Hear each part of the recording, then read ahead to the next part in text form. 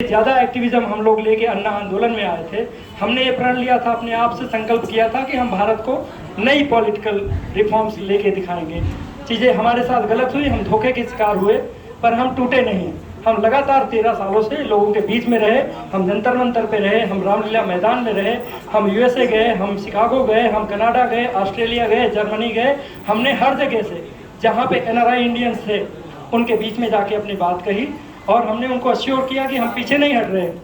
हम जो संकल्प लेके भारत में गए थे, हम जो प्रण लेके गए थे उसको आगे बढ़ाएंगे। हमसे लोगों की उम्मीदें जुड़ी हुई हैं। आज हम भारत की इस राजधानी दिल्ली में, दिल्ली एक स्टेट है, सेंट्रल डोमिनेटेड स्टेट है, हमने कुछ चीज़ें यहाँ के लिए सोची थी और हमने ये सोचा था कि हमारा ये प्रण, हमारा ये संकल्प, हमारी ये कार्य करने की जो क्षमता है इसको पूरा देश देखेगा। हमने चीज़ें आगे बढ़ाई और हम खड़े रहे। हमारे साथ लगातार धोखे पे धोखा हुआ, हमको बिट्रे किया गया, हमको अलग अलग कानूनी धाराओं में फंसाने की कोशिश की गई, हमको दबाने की कोशिश की गई, जो मोमेंट था उसे तोड़ने का प्रयास किया गया। हम लगातार प्रताड़ित होते रहे लेकिन झुके नहीं, अड़े खड़े रहे। चीज़ें बदलती गई। 2019 में ये पार्टी बनी और अब हम इस पार्टी के माध्यम से दिल्ली विधानसभा के लिए पूरी तरीके से तैयार हैं और दिल्ली के वर्तमान शासक वर्ग को ये चैलेंज कर रहे हैं कि वो अपना जोर लगाएं और हम अपना जोर लगाते हैं। उनके पास भ्रष्टाचार की ताकत है, हमारे पास सच्चाई की ताकत है। उनके पास करप्ट लोग हैं, हमारे पास सच्चे और ईमानदार लोग हैं। हमारे पास उस धोखे के शिकार लोग आज हमारे साथ हैं और उनके पास उस धोखे देने वाले, उस धोखेबाज तरीके के लोग बैठे हुए हैं। आज लड़ाई सच्चाई और ईमानदारी की है। आज लड़ाई झूठ और सत्य के बीच में है। आज लड़ाई असत्य और सत्य के बीच में है। आज लड़ाई अच्छे और बुराई के बीच में है। आप लोग चुनिए किसके साथ खड़े होना है। एक तरफ धन बल है, एक तरफ ऐसी पॉलिटिकल पावर है जिसको वो कहते हैं कि दिल्ली के असली मालिक हम हैं और हम कहते हैं कि दिल्ली के हम सेवक बनना चाहते हैं। हमारी लड़ाई सेवक बनने की है और उनकी लड़ाई मालिक बनने की है। चुनना आपको है। आपने पहले भी चुना था, तब आपको धोखा हुआ। उन्होंने अपने बच्चों की कसमें खाई, हम ऐसी कोई कसम नहीं खाते।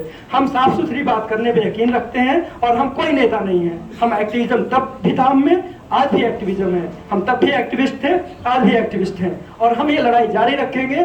केवल दिल्ली के लिए नहीं, दिल्ली में एक बार जमने के बाद हम पूरे देश में जाएंगे और पूरे देश में इस आइडल पॉलिटिक्स का मॉडल स्टैब्लिश करेंगे। हमारे साथ आज हमारी टीम में यहाँ पे ओम प्रकाश तनन जी हैं, पटेल नगर विधानसभा के प्रभारी हैं। हमारे साथ मीनाक्षी जी हैं।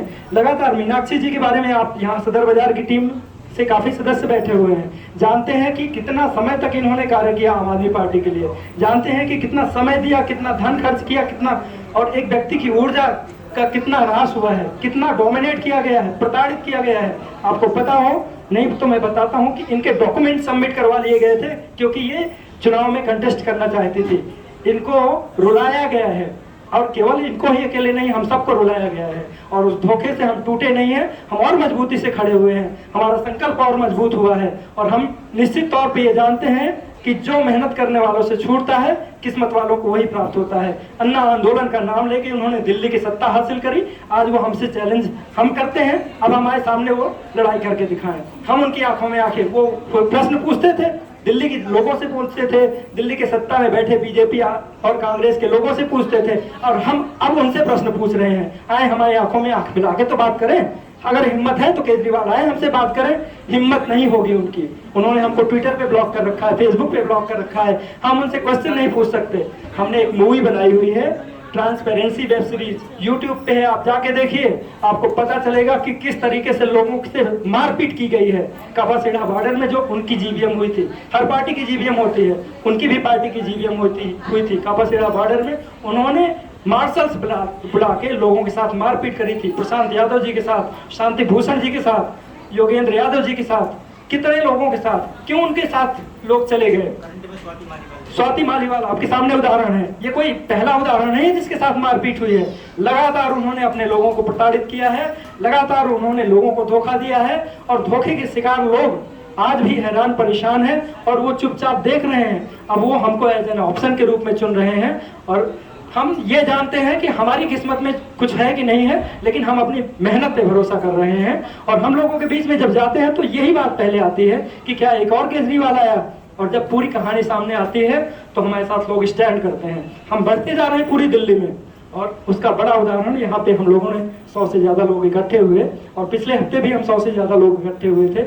इसके बाद अभी ये मीटिंग समाप्त होगी, संगम बिहार विधानसभा में हमारी एक मीटिंग है। हमने 10 दिसंबर को तालकटोरा स्टेडियम बुक किया हुआ है। हम दिल्ली जोड़ो यात्रा जैसी उन्होंने कांग्रेस ने एक करी थी, भारत जोड़ो यात्रा, हम दिल्ली की एक यात्रा संकल्प करके बैठे हुए हैं।